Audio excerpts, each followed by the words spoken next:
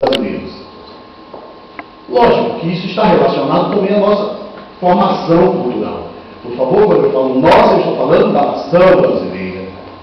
Nós, e vocês verão que com exceção exatamente do Sul, mas o resto do país foi colonizado por portugueses.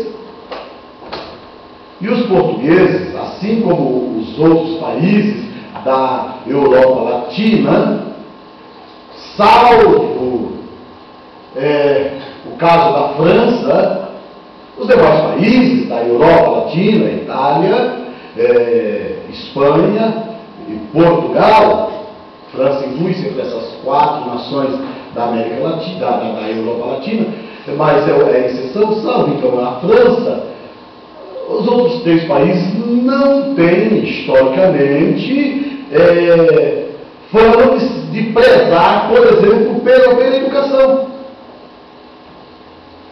Então, você procure na história da sociedade, do mundo, procure nos últimos 500 anos quais foram os grandes nomes, né, da ciência, aquelas pessoas que revolucionaram no segmento dos saberes humanos,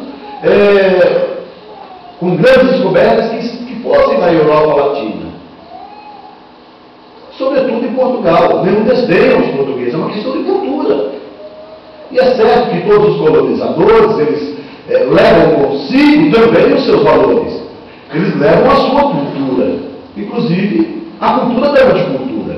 Então, no Brasil, nós temos esse problema de não prezarmos muito pela educação.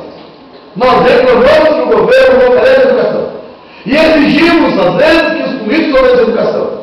Só que temos lugares nas escolas, tem bancos vazios, né? E temos pessoas em casa, sobretudo quando se fala de educação de adultos. As crianças, não, hoje, por força de lei, as pessoas, então, elas são obrigadas a ir às escolas, a estudar, por força de lei. E se não bastasse a força de lei, né, que obriga os pais a enviar os filhos para a escola, ainda foi criado aí mais um incentivo, que é o Bolsa Família, sobretudo nas classes mais pobres, nas regiões mais pobres do país. Lá, para ter direito, entre os mais pobres, beneficiados pelo Bolsa Família, para ter direito a essa ajuda do governo, é necessário que os filhos da casa, cuidado escolar, frequentem a escola. Mas educação não se promove por força, ainda que às vezes seja necessário força. Educação é uma questão de estrutura, uma questão de valores. E quando eu falo em educação, eu também estou falando de história como parte da nossa educação, dos saberes. Quando dizem que o brasileiro tem memória curta, é porque ele não tem por hábito, por exemplo, observar os acontecimentos históricos. Eu acabo de ler, como para vocês, lendo juntos aqui, Atos capítulo 1, versos 1 e 2. Bem, o livro de Atos, como todos nós sabemos, é um livro de história, não é um livro doutrinário. E eu estava pensando sobre isso. A Bíblia, uma boa parte dela, uma boa parte da Bíblia é composto de livros de narrativas históricas. Pega Gênesis, narrativa. Êxodo, boa parte narrativa, pouco doutrinária. Lógico que nós tiramos doutrina dos livros históricos também, mas pouco doutrinário. O Velho Testamento, você vai pegar, com exceção dos livros dos profetas, maiores e menores, e dos livros poéticos, a maioria são livros que narram a história. Isso faz parte da cultura do povo hebreu. Por exemplo, nós ouvimos hoje um hebreu que preza a sua origem, e fala com todo orgulho: eu sou descendente de Abraão. Gente, Abraão viveu há quantos anos? Quantos mil anos atrás? E as pessoas se orgulham dele. Mas não é porque se orgulham porque está escrito na Bíblia, porque hoje Abraão é conhecido, não. O povo hebreu preza, uma questão de cultura, tá vendo? O povo hebreu não é um povo hebreu apenas, mas o povo do Médio Oriente preza por essa questão da África, por essa questão da ancestralidade. Eu sou descendente de quem? Isso é importante para eles. Então, e quando eu falo de ancestralidade, dos meus ancestrais, eu estou falando da minha história.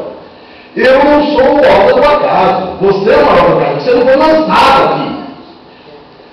E retomando então essa questão da cultura tupiniquim, no Brasil, então nós tivemos isso. Fomos colonizados e recebemos forte influência portuguesa. Volto a dizer, não demérito por isso, não estou aqui denegrindo Portugal, nem o povo português, mas eles não tinham, por exemplo, não fazia parte da Europa saxônica. Os grandes pensadores, inclusive que contestaram e que disseram que Deus não existe, saíram da Europa saxônica. Pega os grandes nomes.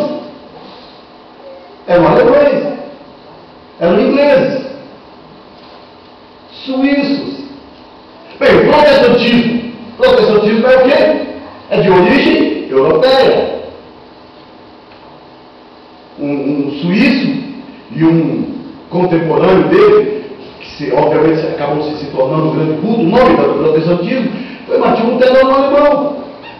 Então, ler, escrever, pensar, estudar faz parte da característica desse lado da Europa. E nós, então, acabamos herdando desse lado. Não valorizamos muito a cultura e, consecutivamente, a nossa história não tem muita importância. Daí eu vou tentar aqui resgatar, até porque sei que não é de conhecimento de todos, vou tentar resgatar daqui um pouquinho da nossa história. Daí, a história da nossa história. Primeiro período, eu classifico, por favor, essa é uma classificação minha. Você vai encontrar historiadores aí que fazem diferente. Eu me senti na liberdade e por reflexões de considerar esse período. Então, o primeiro período de nossa história vai do descobrimento de 1500 ao Império de Dom João VI. São 300 anos, 1800. Primeiro, nós estamos falando de um país onde era, na verdade, foi considerado um país ou um território único, posteriormente uma nação única, pelos portugueses, porque quando eles chegaram aqui, o que eles encontraram foram centenas de nações, e do ponto de vista religioso, eram nações com muitos deuses. Nós estamos falando dos nativos, dos índios. Até hoje, quando você conversa, por exemplo, com um índio Guarani, para ele, Guarani é uma nação. Quando você conversa com Yanomães, para os Yanomães, a sua tribo, o seu povo é uma nação, e eles têm razão nesse sentido. Por que eles têm razão? Porque o que define uma nação é muito mais do que a sua dimensão, o seu domínio geográfico. Mas o que define uma nação é a sua cultura, a sua língua, os seus valores. E se você pega as nações, as tribos indígenas, cada uma tem o seu idioma. Tem a sua cultura. Então o Brasil dos anos 1500, né, do século XV, é um Brasil de muitos deuses. Cada tribo tinha o seu Deus, ou os seus deuses. Eles tinham o seu próprio culto. Tá bom? Aí vem então a religião dos colonizadores. A religião dos colonizadores se caracterizava pelo catolicismo, que eram hebraus, que foi exatamente nesse mesmo período em que houve a revolução, vamos assim dizer, protestante lá na Europa. É no final do século XV, início do século XVI, que vai acontecer a revolução, ou o movimento protestante que teve como ícone Martinho Lutero. Bem, essa religião, até então, o domínio do ponto de vista religioso na Europa era absolutamente